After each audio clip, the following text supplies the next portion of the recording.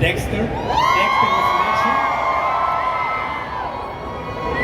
Y la verdad es que me mandaron a investigar sobre un asesino serial que anda suelto por aquí. Ay, ¿aquí? Aquí.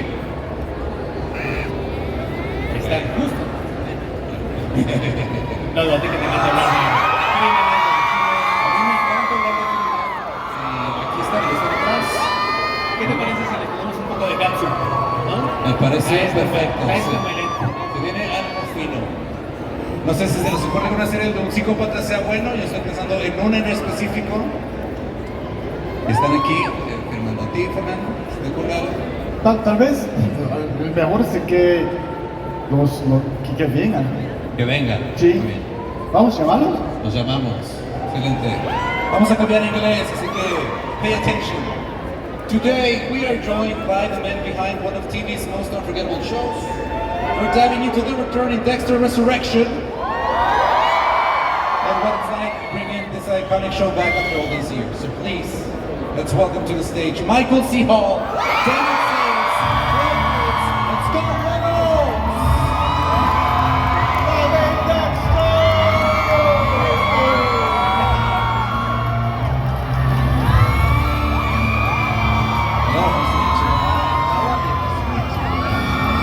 We're going to sing this way.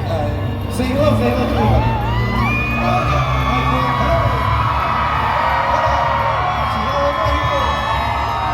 Alright, let's bring you guys over here. Michael, David, Clyde, Scott. We're all good. Okay, how are you? You guys ready? Yeah, we're ready. Perfect. Alright, let's set up here. How's Mexico treating you guys? So far, so good. Great. Great. How's the fans? Beautiful. Yes.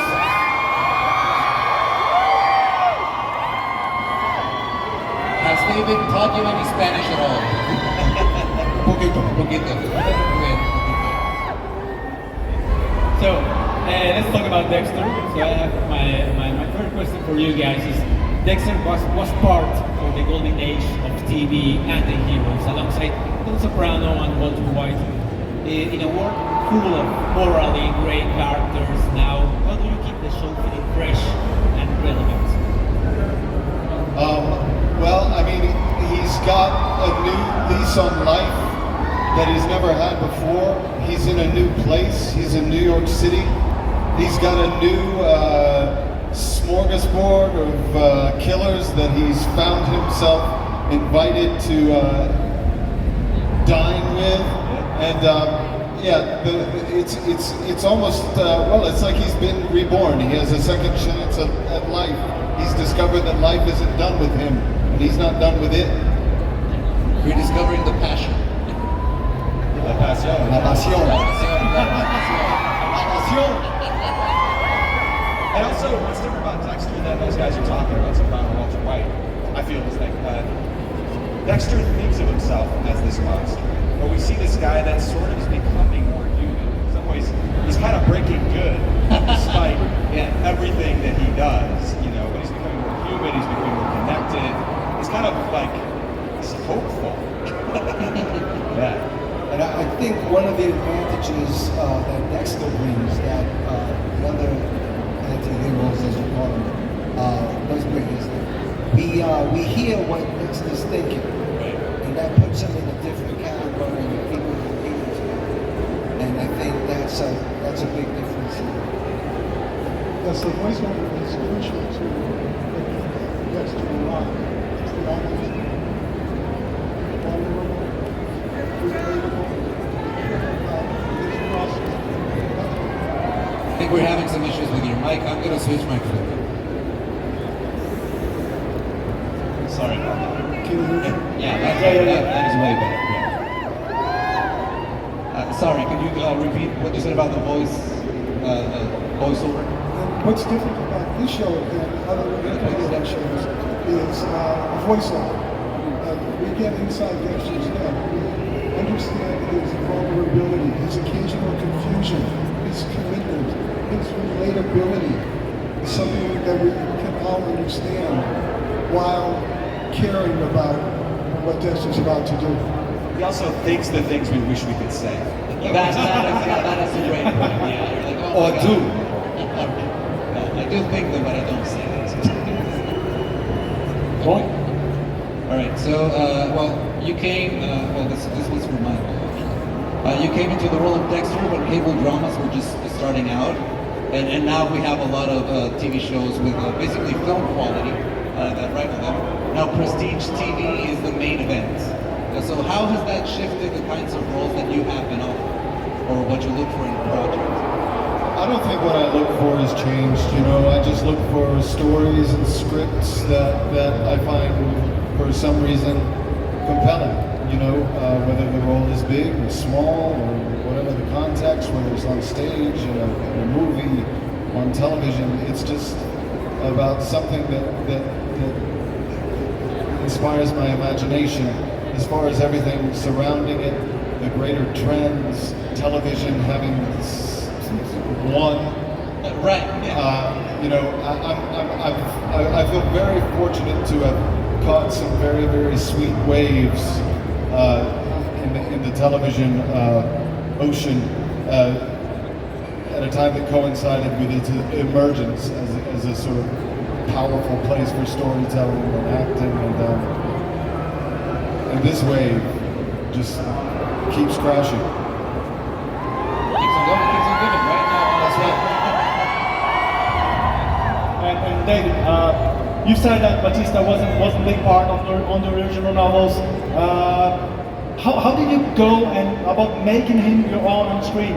Well, first, it was the writers. Yeah. Clyde, Phillips, Reynolds, and the entire writing staff created a character that I was able to sink my teeth in, find different characteristics as I was doing the series, and helping that I was working with some tremendous actors and some great directors. So yeah, it stems originally from the writing, you know, and how this character was created, conversations about this character, and then it was decisions that we made when we were filming to just, you know, give this character many layers, and you know, honesty, doing the right thing, the legal aspect, being a great cop, you know, there's a lot of little things. Lover. Great lover. La pasión. But it was always, the writing was always consistent, and it always helped me find that character. Again, the voices of the writers, right? For the writers, how do you balance satisfying long-time fans versus pulling in new audiences who might meet Dexter for the first time? Well, What would you like to sure, Paramount Plus put the show on Netflix, and a whole new generation of people started watching the show. We were in the top 10 of Netflix, which is a competitor. It's a brilliant move on their part. And there are so many stories to tell.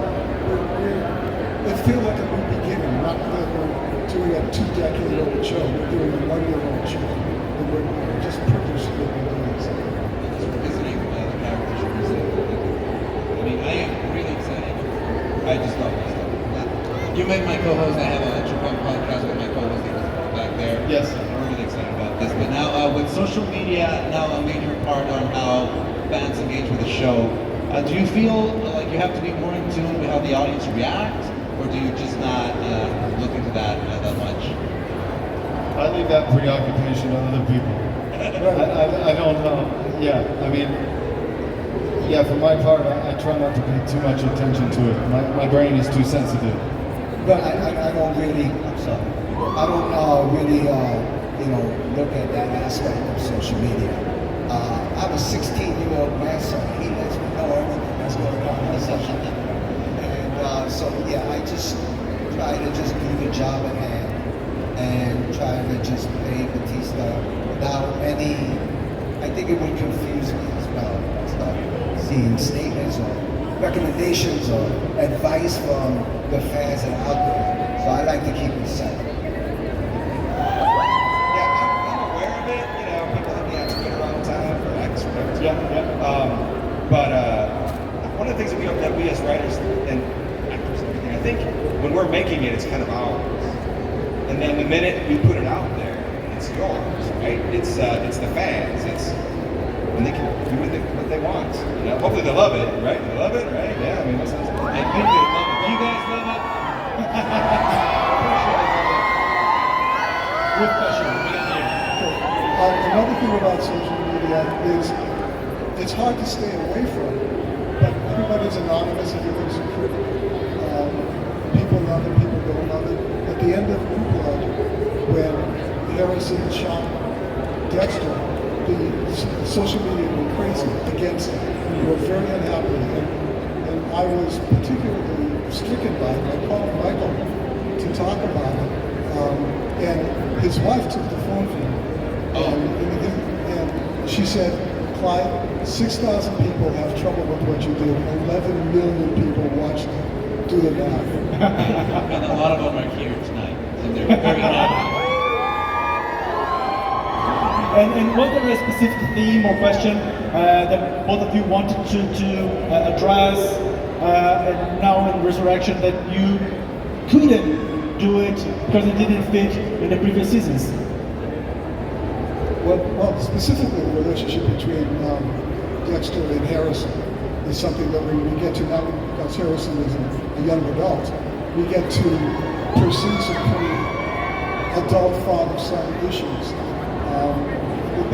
To me, that's the most important thing. I always call this a father-son show, even though we're a serial killer show.